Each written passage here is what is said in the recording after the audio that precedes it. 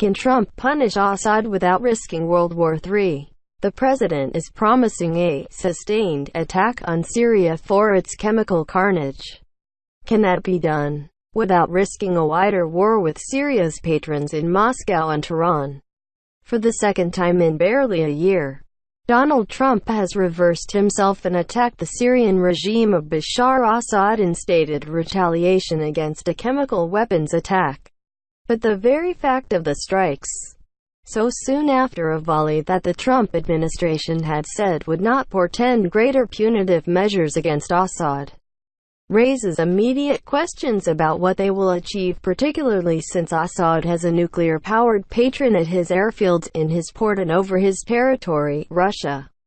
The confusion began about an hour after Trump's announcement of the opening of a sustained campaign against the regime.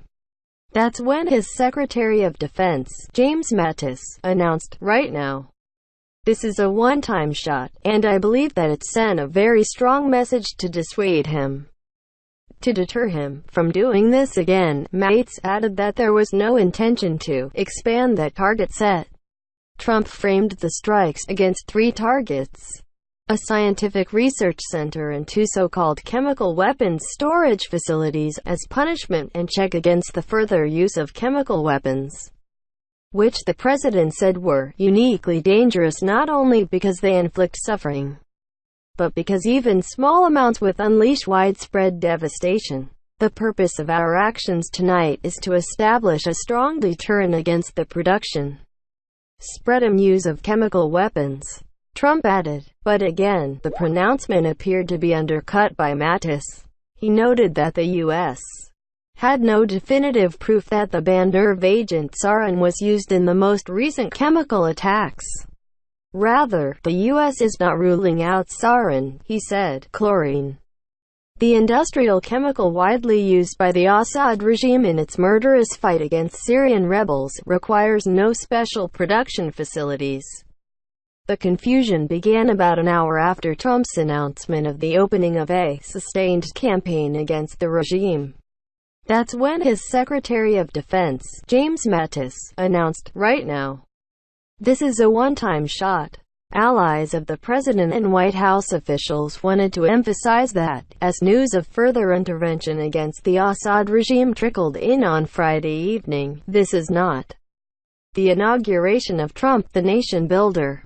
Earlier this week, multiple sources within and without the administration, who have spoken to President Trump in days since the reported chemical attack in Syria, told the Daily Beast that the president's desire to leave Syria as soon as possible has not fundamentally changed.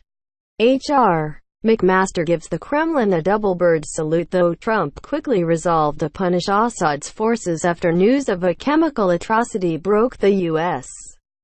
president has told associates and aides that it is still his wish to extract American involvement in the astonishingly brutal civil war after ISIS is defeated in the country, to let others deal with the mess, as the president has previously phrased it in private conversation.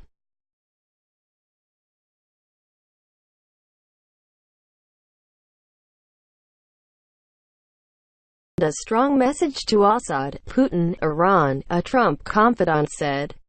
He still strongly prefers we get the hell out of there as soon as it can be done, if not sooner even. In a sense, the mixed message wasn't all that different from the one Trump sent when he ordered an April 6, 2017 Tomahawk missile strike on the Shayrat airfield that the Assad regime was said to use to stage a sarin attack on Khan Sheikhoun.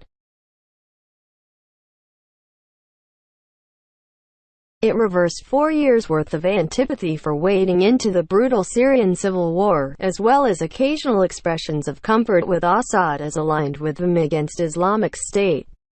It also reaped him the best media reviews of his presidency from vacant pundits. Nearly immediately, his security advisors signaled that they sought no further action against Assad. It was, singular, against the chemical weapons use. Mattis said on April 11, 2017. H.R. McMaster, then Trump's national security advisor, also defined the objectives of the strike minimally. after reports emerged that the Syrians had, within days, repaved the airfield. McMaster told Fox News, "I mean, that's not what the objective was, to take out the airfield forever. The objective was to send a very strong political message to Assad. By clicking subscribe, you agree to have read the terms of use and privacy policies. Subscribe." Trump all but acknowledged tonight that this objective was not met. 1 year ago, Assad launched a savage chemical weapons attack against his own innocent people. The United States responded with 58 missile strikes, that 20% of the Syrian Air Force. Last Saturday, the Assad regime again deployed chemical weapons to slaughter innocent civilians near the Syrian capital, he said. But it wasn't the only time. In the year since the 2017 Tomahawk strikes, Assad launched dozens of chemical attacks on Syrians, starting last July. That was also the month that the Trump administration began signaling that it was willing to acquiesce to a Russian-led political process that would wind down the war with Assad in power. Earlier this month, Trump reversed himself and publicly expressed a desire to expeditiously pull U.S. forces out of Syria. Within days, Assad's forces assaulted the Damascus suburb of Douma in an apparent chemical attack, leaving at least 70 dead and 500 exposed. President Trump wants to send a strong message to Assad, Putin, Iran. He still strongly prefers we get the hell out of there as it can be done, if not sooner even. Trump confidant Trump called it an evil and despicable attack, which left mothers and fathers, infants and children thrashing in pain and gasping for air. These are not the actions of a man, they are crimes of a monster instead. And Trump's message included a warning to Moscow and Tehran, which he said were the two governments most responsible for supporting, equipping and financing the criminal Assad regime. To Iran and to Russia, I ask, what kind of a nation wants to be association with the mass murder of innocent men, women and children? In 2013, President Putin and his government promised the world they would guarantee the elimination of Syria's chemical weapons. Assad's recent attack and today's response are the direct result of Russia's failure to keep that promise, the president added. Russia must decide if it will continue down this dark path or if it will join with civilized nations as a force for stability and peace. How far Trump is willing to go to push those patrons may be the central question of the campaign. How far do you have to go to reach that goal of deterring chemical attacks without running into the probability or risk of a much more dangerous confrontation? Given the presence of Russia, the presence of Iran, the state of tension is higher than it was a year before, said Rob Malley, a former senior Middle East aide on Barack Obama's National Security Council and the president of the International Crisis Group. That's because Russia's sponsorship of Assad boxes the Trump administration into a strategic corner.